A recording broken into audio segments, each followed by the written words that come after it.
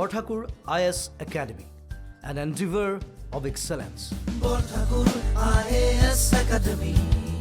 Hello everyone, welcome to Borthakur's IAS Academy, Northeast's premier institute for UPSC, APSC and also NPSC preparation. Borthakur's IAS Academy is all geared up to help our Nagaland friends and aspirants who are preparing for NPSC. So please check our official website for all the exclusive online courses that we are providing during this difficult time. You can also avail some special discounts. Don't forget to like and share this video and also subscribe to our YouTube channel. You can follow us on Facebook and Instagram as well.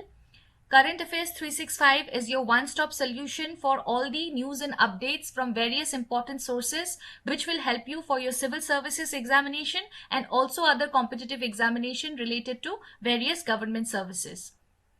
So let's get started with today's news and updates.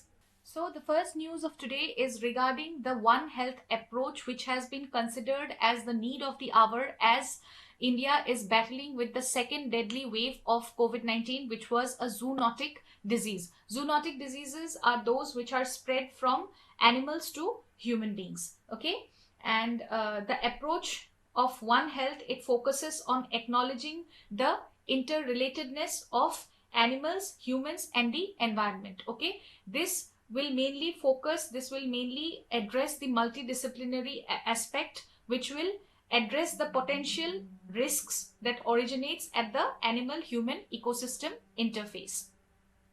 The vision of One Health, it challenges the pertaining veterinary manpower shortage and also the lack of information which is shared between animal and human health institutions. This all these sectors, all these concepts of inadequate coordination on food safety at the slaughter distribution, the lack of information sharing between human and animal health institutions, these needs to be addressed at the earliest so that we as a nation can fight this current situation and also protect ourselves from the upcoming pandemics in near future. If this problem is not solved, then India will be further vulnerable to many such outbreaks and diseases. Okay, the One Health vision, its blueprint has been derived from a tripartite alliance comprising of the Food and Agriculture Organization and also the World Organization for Animal Health. So here it will mainly focus for collaborating research works and sharing of knowledge at various levels in the disciplines like human health, animal health, soil and environment conservation. Okay, this will improve, protect and defend health of all the species, so that if there is an outbreak of any viral or bacterial disease, okay, it does not get transmitted from one species to another and it can be controlled in at the initial stages itself. Okay, the Wildlife Conservation Society has introduced this term of One World, One Health way back in 2007. That has focused on establishing a more holistic approach to prevent epidemic diseases, and it will also help in maintaining the integrity of our ecosystem. So friends, in the recent times we have seen that there has been several viral outbreaks, including the Nipah virus, Ebola, SARS, MERS, the avian influenza, etc. And this has further reinforced the need for us to work and document the linkages, all sorts of linkages between environment, animals and human health, so that the health of all the species are protected. Okay, and India also is working on it and it has its own One Health framework. Since India had been thinking about this concept for a long time now, it has established the National Standing Committee way back in the 1980s. Also, the Department of Animal Husbandry and Dairying, it has launched several schemes to mitigate the present animal disease scenario. We can take a good example of the swine flu, which broke out, I think, in March of this particular year among the pigs especially in the state of Mizoram, right? It was in news then. And also there has been certain funds has been sanctioned for setting up of the Center for One Health at Nagpur. So these are the initiatives that India has already taken. Okay, India is already working on it, but a lot can be done further, right? There are certain ways, certain steps which can be further incorporated, and that includes number one, consolidating the disease surveillance. The existing animal health and disease surveillance system, okay, they need to be further modified, okay, as per the convenience and as per the need of the current situation. Secondly, we should develop certain guidelines for practicing in the informal markets and the slaughterhouse operations, and this should be prevalent at every stage, okay, even it should be followed at the village level, right? And another third point is that we need to have a holistic collaborative approach here, right? This initiative, it is no doubt multidisciplinary by nature, so all the ministries should cooperate, okay, and they should be allocated certain leadership roles so that they can work in harmony, okay, and that can bring about certain effective changes in the communities and the society at large. And lastly, there should be some institutional mechanism, okay, a proper we have a plan, but we need to follow certain institutional mechanism to implement this plan so that it gives us positive result, right?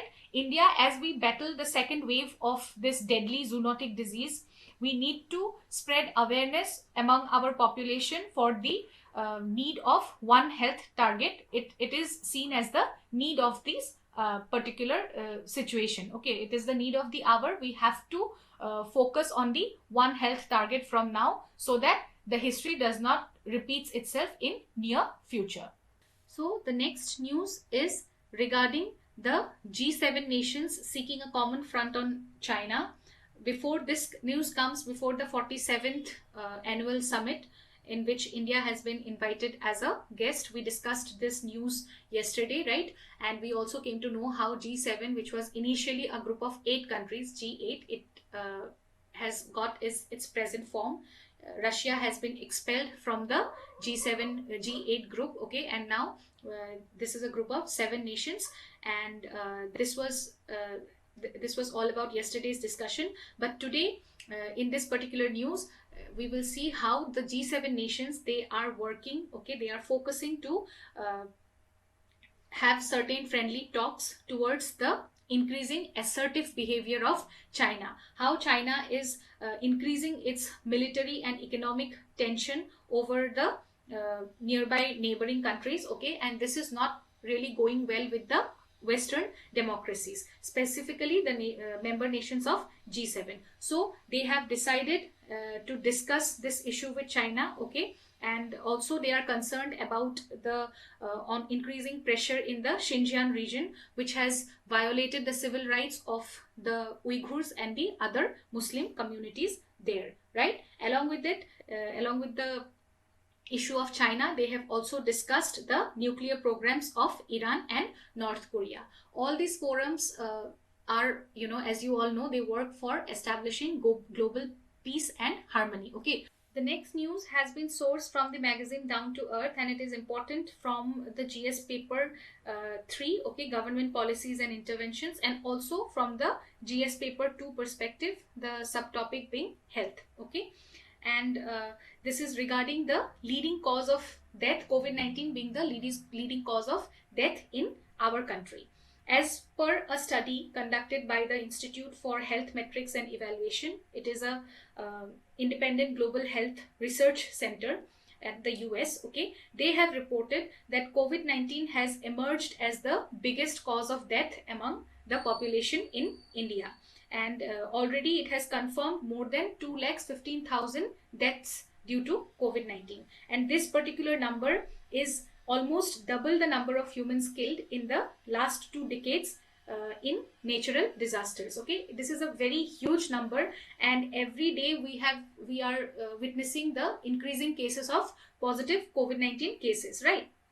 There are several reasons which have resulted in this particular condition, okay. First one being the double mutant, which is becoming more dreadful day by day, okay. The B.1.617 double mutant, it has heightened the risk of deaths among the positive patients. And secondly, the government, both at center and the state level, they are not prepared. The health infrastructure is not up to the mark, and there is lack of medical oxygen and medicines. So this is another big reason.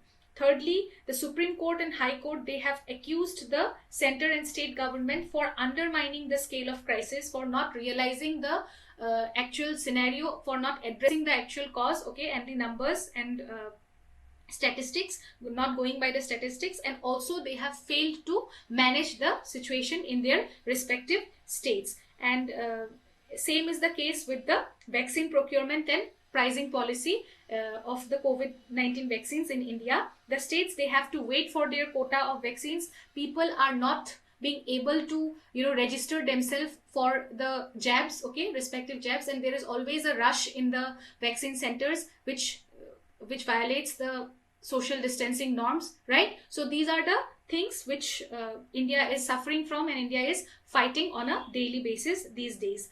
And as a way forward, the Supreme Court has advised the center, okay, to resort to lockdowns if needed. If the situation further worsens, then they should go for lockdowns. But also it has asked the center and the state to ensure the livelihoods of individuals. It should not be impacted. And the IHME, it has also advised the Indian government to impose strict physical distancing norms. This should have been practiced way before, right? This is not the time to start, to be very honest, this is not the time actually to start maintaining physical distance or covering your face with the face masks. We should have done this. We should not have stopped using this. Then this particular situation wouldn't have arisen. Next, let us discuss about the medical oxygen crisis in India. The second wave of COVID surge has, resulted in a shortage of the liquid medical oxygen, right? And because of it, the number of death cases has been increasing every day in our country. So first we will see what is liquid medical oxygen and how it, helps affected person, right? How it helps any patient. Then we will see the production rate in India, what amount is produced daily, and how India is working to increase the daily amount of production. Then we will see the reasons for this crisis. What are the reasons that has resulted in this particular crisis of liquid medical oxygen? And finally, what can be done on the government's part? Okay, what are the initiatives that government is taking, and what else can be done in near future to mitigate this particular problem? So friends, I'm pretty sure that you have already read this news and you are very well aware of the current crisis of liquid medical oxygen in India. But today we will be analyzing this news from exams perspective. So first of all, what is liquid medical oxygen? It is the form of oxygen which is highly pure, okay, and is suitable for human body. That is the reason why it has been used for medical treatment and has been listed under the National List of Essential Medicines in the year 2013. Also, the World Health Organization, it recognizes liquid medical oxygen as one of the essential medicines under their list of essential medicine. What this liquid oxygen does, it provides it increases the oxygen availability in the body, right? It provides cardiovascular stability and is also used in all modern anesthetic techniques. That is the reason why we see that whenever a person is feeling suffocating, okay, he is not feeling well, or the oxygen level in his body drops, then liquid medical oxygen is one of the first aids which is provided by the medical support or the doctor, right? And coming to LMO production in India, India has a daily production capacity of around 7,100 metric tons, which also included the oxygen for use for medical industrial purpose, okay. But due to this crisis, the production rate has been increased from 7,100 to around 8,922. And also it is expected that by the end of April and by the beginning of May, the rate will be further increased to produce around 9,250 metric tons. Okay, India appears to like meet this particular situation, right? But the crisis is not because of the production capacity of our country. It is because of the rate of delivery of this oxygen, liquid oxygen tankers to the targeted places or the hospitals. Okay, most of the LMO plants, they are located in the east, and therefore the minimum time which is required for delivering the tankers, it is around 6 to 7 days, and during that period itself a lot of people, they lose their battle to COVID-19, right? And of course there are lack of tankers. There are only 200 tankers which can meet the demand of about 3,500 to 4,000 metric tons. However, the present requirement of our country currently is around 7,117 metric tons, right? And moreover, the companies, they are also not buying this cryogenic tankers. Cryogenic tankers are those which have they can store the medical oxygen at around minus 180 degree centigrade, right? But the companies, they are not buying these tankers because this is just for this can be they will turn useless after this particular period is over, right? Once this second wave is over, the investment will turn into loss, and these cryogenic tankers, they cost around 50 lakhs each. And to further aggravate the situation, still black marketing of oxygen cylinders continue, and also leakage and irrational use causes a lot of damage. Okay, possible leakage in the hospital pipelines of the oxygen supply. There also we see a lot of wastage and unnecessary oxygen usage. Next, we will see the government initiatives. We all have heard of the Oxygen Express, that is the train to transport liquid medical oxygen and oxygen cylinders across the country in order to fight the ongoing crisis. Along with it, the Disaster Management Act of 2005, they have ordered free interstate movement of oxygen carrying vehicles. Many of the plants, government has ordered restarting many closed plants to increase the supply of liquid medical oxygen. For example, the one in Tamil Nadu that will be reopened for 4 months to provide oxygen supply there. And also to speed up the transportation, Indian Air Force is airlifting the empty oxygen tankers and taking them to the industrial units so that they can be refilled with liquid medical oxygen. So these are all the initiatives that has been taken by government. Okay, and also the oxygen enrichment unit, it has been developed by the CSIR scientists, which will help reduce the requirement of ventilators and oxygen cylinders in villages and the remote areas. So patient recovery will be faster with this supplemental oxygen in the early stages. That is the reason why the oxygen enrichment units have special significance during this particular period.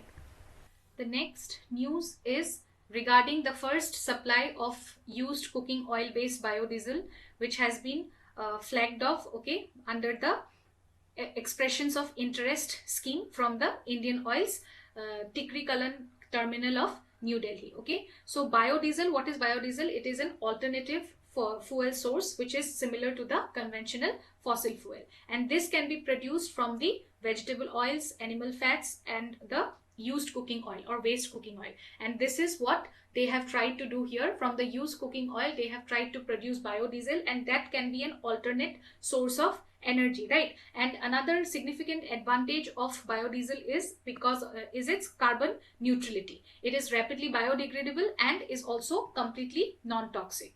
And this particular initiative, it was taken on the occasion of the World Biofuel Day on 10th of August 2019, where it was first decided that India will try to work on processes for procuring biodiesel from the used cooking oil. And this is seen as a landmark in India's approach to use of biofuels that will have a positive impact on the environment. So the next news is regarding the approval of sale of 6 P-8I petrol aircraft by the US State Department to India, along with other related equipments. These 6 aircraft, they will come with fitted encrypted systems as a part of the communication compatibility and security agreement that India has signed with the US. This will further strengthen the US-Indian strategic relationship, right? And we all know that India continues to be an important force for political stability and economic progress for US in the Indo-Pacific and South Asian region. And the defense purchases from United States have increased by a vast rate in the last decade, right? And therefore, from near zero in 2008, the Indo-US defense trade has touched USD 20 billion in 2020. And as a part of this agreement, Communications Compatibility and Security Agreement, this is one of the 4 foundational agreements that US signs with its allies and close partners, which facilitates interoperability between the militaries and sale of high-end technology. And coming to the P-8I aircraft, these are long-range maritime and anti-submarine warfare aircrafts, which has a maximum speed of around 907 km per hour and also an operating range of over 1200 nautical miles. Indian Navy became the first international customer for the P-8 aircrafts in the year 2009. So this was all for today. Thank you so much for watching this video. Please like and share, and also don't forget to subscribe to our YouTube channel. I'll see you all again tomorrow with another session of Current Affairs 365. Till then, take care. Bye-bye. Borthakur IAS Academy. প্ৰস্তুতি আৰু অধ্যয়নৰ নিৰ্ভৰযোগ্য ঠিকনা Borthakur IAS Academy.